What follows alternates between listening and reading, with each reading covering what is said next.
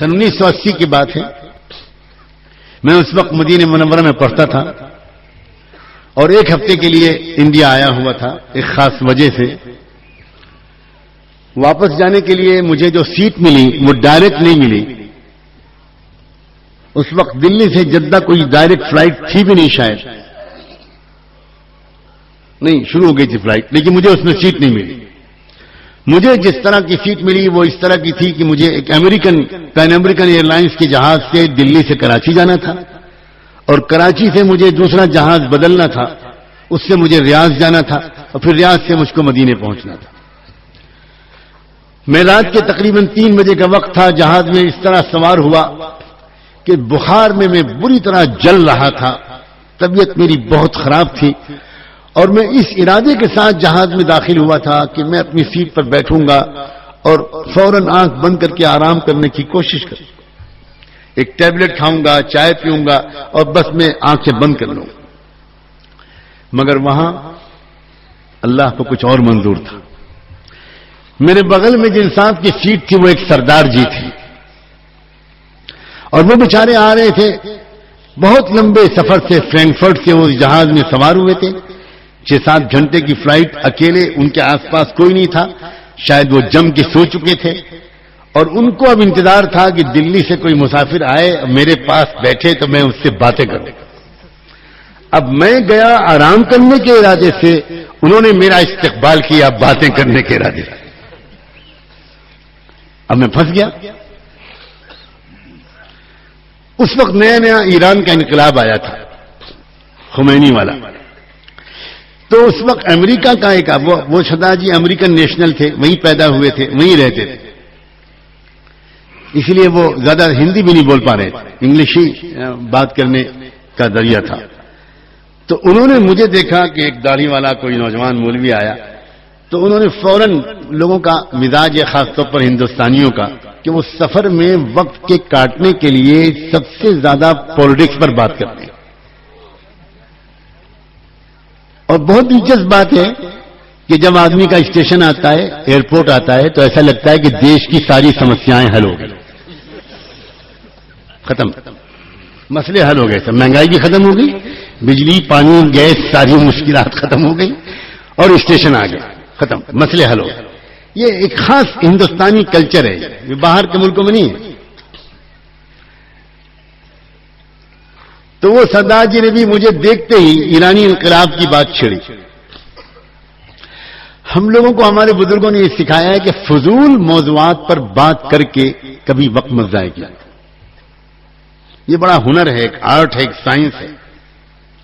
اور ہم کو یہ سکھایا گیا کہ جب بھی کوئی کسی بھی موضوع پر بات کرے تم تو گھما کر اپنے میدان میں لاؤ. تو چنانچہ میں نے ان سے بات کرنے کے دوران بس 1-2 جملے کہہ کر بات کو موڑا اور اسلام کی بات کرنی شروع کی.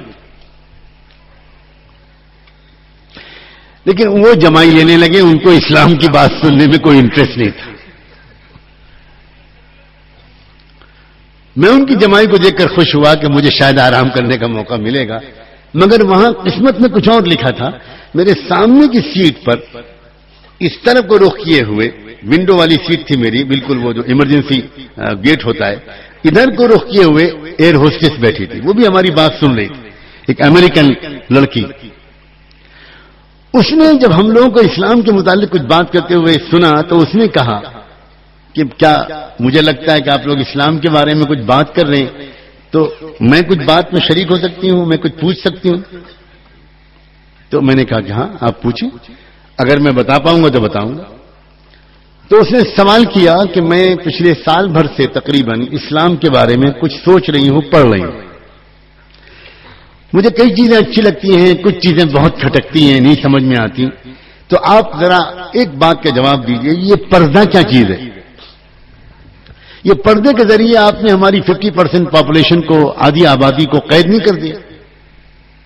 آپ بالکل ایک دم اس کو محروم رکھتے ہیں، بند کر دیا آپ نے اس پردے کی وجہ سے. اللہ کرے لوگ اس سے کام لیں کہ ایک عادت اللہ تعالیٰ نے بہت پہلے سے ڈلوا دی ہے بزرگوں کی تربیت کے نتیجے میں، کہ جب بھی تم سے کوئی سوال کرے تو تم فوراً جواب مت دو. غور سے سوال سنتے رہو اور اسی وقت دل میں اللہ کی طرف متوجہ ہو کر رہنمائی مانگو، مدد مانگو۔ اللہ نے مجھے توفیق دی اور اس کا سوال سنتا رہا اور دل میں اللہ سے مانگتا رہا کہ اللہ یہ آپ کی بندی ہے، میں بالکل نااہل ہوں، کچھ نہیں جانتا، اگر اس بندی کے جواب دینے میں خیر ہے سوال کا تو آپ مجھے جواب سجھا دیجئے، میں کیا کہوں۔ یقین مانو اسی وقت میرے دل میں ایسا جواب آیا جو اس سے پہلے کبھی نہیں آیا۔ میں نے اس امریکن ایئر ہوسٹس سے کہا کہ کئی سال پہلے آپ کے ملک امریکہ میں ایک بڑا دلچسپ واقعہ پیش آیا 1972 میں، اور میں نے اس واقعے کا تذکرہ ریڈرز ڈائجسٹ میں پڑھا تھا۔ وہ ایک سچا واقعہ تھا اور اس میں ہوا یہ تھا کہ ٹیکساس اسٹیٹ کا جو کیپٹل ہے ہیوسٹن، اس میں ایک واقعہ پیش آیا کہ ایک نوجوان نے اپنے بریف کیس میں $1.5 کی قیمت کے زیور اور جواہرات رکھے، اپنی گاڑی میں لے کر نکلا اور ایک چوراہے پر راؤنڈ اباؤٹ پر جس کے دائیں بائیں بلڈنگ میں اس کا فلیٹ تھا، اس نے چوراہے پر وہ بریف کیس کھلا ہوا بیچ چوراہے پر رکھ دیا کھول کر، اور خود گاڑی پارک کر کے اوپر اپنے فلیٹ میں گیا اور وہاں سے بالکونی سے دیکھنے لگا کہ اب میرے اس بریف کیس کے ساتھ کیا ہوتا ہے۔ وہی ہوا جو ہونا تھا۔ تھوڑی دیر کے بعد ایک اور کوئی نوجوان ادھر سے گزر رہا تھا اپنی گاڑی میں، رات کے 1 بجے تھے 2 بجے تھے، بالکل سناٹا تھا۔ اس نوجوان نے دیکھا کہ اس بریف کیس میں تو بڑا مال ہے اور کھلا ہوا ہے۔ اس نے گاڑی روکی، ادھر ادھر اچھی طرح دیکھا، اطمینان کیا کہ کوئی نہیں دیکھ رہا، تو جلدی سے اس نے بریف کیس اٹھایا اور گاڑی میں رکھا اور بھاگا۔ وہ جو بالکونی سے دیکھ رہا تھا اس نے گاڑی کا نمبر نوٹ کیا اور پولیس کو فون کیا۔ اب پولیس بھی ہمارے یہاں کی تو تھی نہیں کہ دلی میں اگر کوئی واقعہ ہوتا ہے تو لکھنؤ میں تلاشی ہوتی، وہ امریکن پولیس تھی اور اس نے اگلے یہی چوراہے پر گرفتار کر لیا۔ پھر کیس چلا تو میں نے اس لڑکی سے کہا کہ آپ کے ہاں کے ہائی کورٹ نے جو ججمنٹ دیا اس کیس کے سلسلے میں وہ میں آپ کو سنانا چاہتا ہوں، شاید اس میں آپ کو آپ کے سوال کا جواب ملے۔ ہائی کورٹ کا فیصلہ یہ ہوا کہ اصل مجرم وہ نہیں ہے جس نے کہ اس کھلے ہوئے بریف کیس کو اٹھایا، بلکہ اصل مجرم وہ ہے جس نے کہ اس بریف کیس کو کھلا ہوا چوراہے پر رکھا۔ اس لیے اس جو رکھنے والا تھا اس کو 6 مہینے کی جیل ود مینٹل ٹریٹمنٹ، دماغی علاج کے ساتھ، اور جس نے اٹھایا وہ اس کی ملکیت ہو گیا، لیکن عدالت اس کو ریکمینڈ کرتی ہے کہ جو اس کا پچھلا مالک تھا اس کو $20,000 کی مالیت کے جو زیور ہے واپس کر دے اور باقی خود خرچ کرے اور اس میں سے کچھ کسی چیریٹیبل سوسائٹی کو ڈونیٹ کر دے۔ یہ عدالت کا فیصلہ تھا۔ وہ لڑکی بہت حیرانی سے سنتی رہی۔ میں نے کہا آپ ذرا سوچنا پڑے گا کہ آپ کے سوال کا جواب اس میں سے کہاں سے نکلتا ہے۔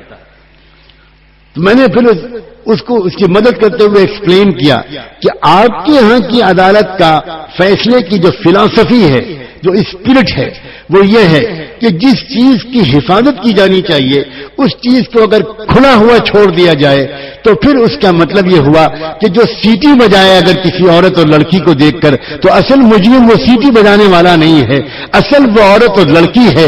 اسلام یہ کہتا ہے کہ عورت کا حسن و جمال ایک انتہائی قابل حفاظت زیور ہے، ایک خوبصورت ہیرا ہے جس کی حفاظت کی جانی چاہیے سماج کے کتوں اور جانوروں سے، سماج کے بھیڑیوں سے، سماج کے گرے ہوئے لوگوں سے۔ اب جو عورت اور لڑکی اپنے آپ کو خود سجا کر باہر نکالتی ہے تو آپ کی عدالت کے فیصلے کی روح سے مجرم وہ نہیں ہوگا جو سیٹی بجائے گا، مجرم وہ عورت ہوگی جو اپنے آپ کو کھلا ہوا پیش کرے۔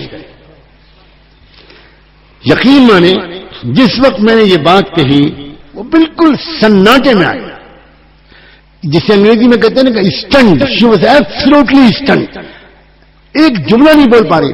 1-2-4 منٹ کے بعد اس نے کہا کہ میں تو حیران ہوں، اسلام میں اتنی زبردست فلسفی ہے.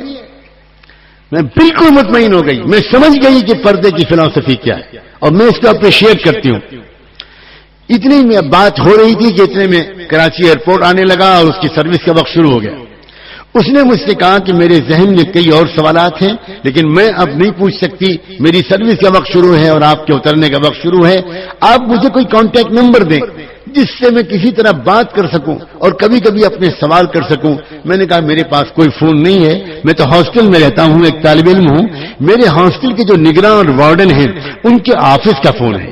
آپ اگر مہینے میں جمعے کے دن اتنے بجے سے اتنے بجے تک سعودی ٹائم کے لحاظ سے آپ اگر فون کریں گی تو شاید میں اویلیبل ہوں اور میں جواب دے سکوں.